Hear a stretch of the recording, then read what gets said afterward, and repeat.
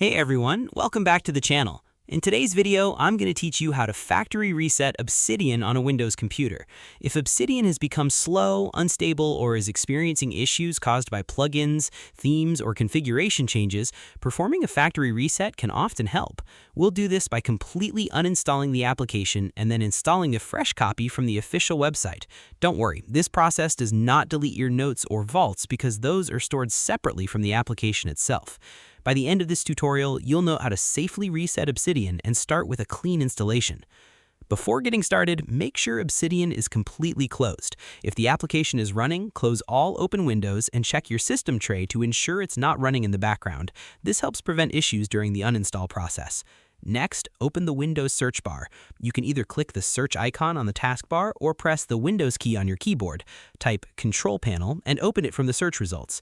Once Control Panel opens, navigate to Programs and then click on Programs and Features. This section displays a list of all applications currently installed on your computer. To locate Obsidian quickly, use the search box in the upper right-hand corner of the window and type Obsidian. After it appears in the list, click on it once to highlight it. Now, click the Uninstall button near the top of the window.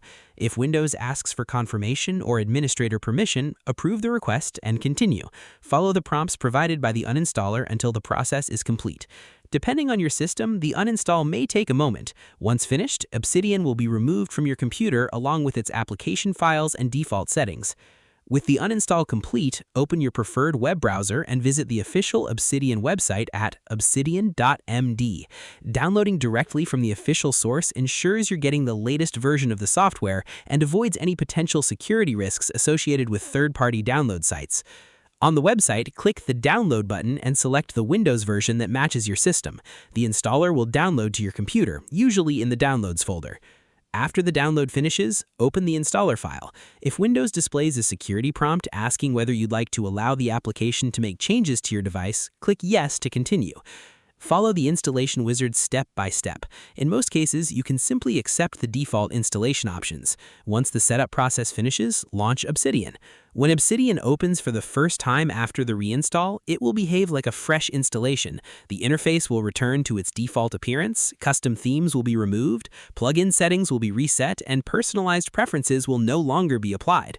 The good news is your vaults and notes are still available. Simply choose Open Folder as Vault or select your existing vault from the startup screen. All of your notes, folders, attachments, and linked content should still be there exactly as before. This is also a great opportunity to rebuild your setup gradually. Instead of immediately reinstalling every plugin and customization, consider adding them back one at a time. Doing so can help you identify any extensions or settings that may have been causing the problems in the first place. As a best practice, always keep backups of important vaults, especially before making major changes to your Obsidian setup.